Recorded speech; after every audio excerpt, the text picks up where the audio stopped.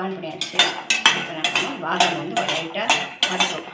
எண்ணெய் இல்லாமல் ட்ரையாக கடாயிடும்.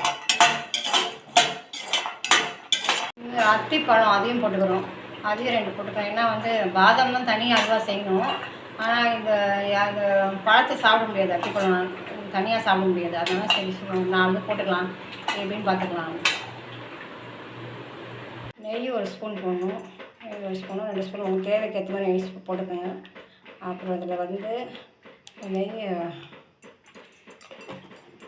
இதை ஆன் பண்ணிவிட்டு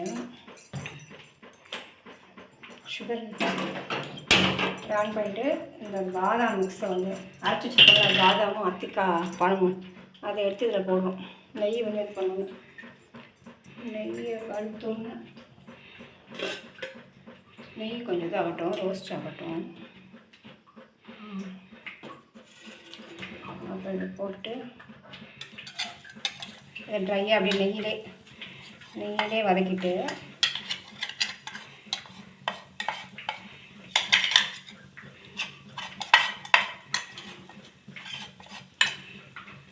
கொஞ்சம் லைட்டாக மஞ்சத்தூளும் போடுவோம். கோல்டு இருந்துச்சுன்னா கூட சரி. அப்புறமா ஃப்ளேவருக்கு அப்புறம் சுகர் ஆட் பண்ணுறோம். சுகரோ இல்லை வெல்லமோ.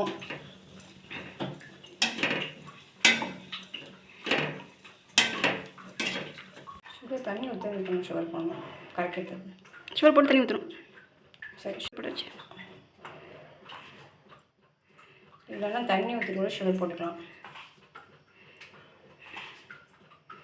இது வந்து நம்ம எவ்வளோ பாதாம் எடுத்துருக்கோம் தெரியல, ஒரு 10ஓ 15ஓ தெரியல. அதுக்கேற்ற மாதிரி சுகர் ½ சுகர் போடும். இல்லை கொஞ்சம் வெல்லம் கூட போட்டுக்கலாம். நெய்யும் நிறைய போட்டுக்கலாம். தேவைப்பட்டாது தேவைப்பட்ட அளவுக்கு நெய் போட்டுக்கலாம். அதுக்கப்புறமா பாதாம் அல்வா ரெடி ஆகிடுச்சு. இன்னும் கொஞ்சம் நெய் ஊற்றணும். நெய்யில் ரோஸ்ட் பண்ணிவிட்டு பாதாம் முந்திரி எல்லாம் போடலாம். அப்புறம் வந்து நாங்கள் சில நேரம் திக்னஸ் அப்புறம் தண்ணி ஆகிடுச்சுன்னா கொஞ்சம் கோதுமை கூட கலந்துக்கலாம். கோதுமை அல்வா செய்வோம்ல அது மாதிரி. இது வந்து ஃபஸ்ட்டு என்ன பண்ணுறோம், கடாய் வச்சுட்டு நெய்யை போட்டுட்டு அதை வந்து நெய்யை வந்து சூடானதுக்கப்புறமா பாதாம் நல்லா வறுத்துட்டு, பாதாம் ஃபஸ்ட்டு ட்ரையாக வறுத்து அரைச்சி வச்சிடுறோம். அதுக்கப்புறம் நெய் ஊற்றிட்டு பாதாம் வறுத்துட்டு அதுக்கப்புறம் சுகரு, அதுக்கப்புறம் மஞ்சத்தூள், அதுக்கப்புறம் சுகர், தண்ணி, அதுக்கப்புறம் கொஞ்சம் பால் மிக்ஸ் பண்ணி நெய் கொஞ்சம் நிறைய போட்டால் கொஞ்சம் நல்லா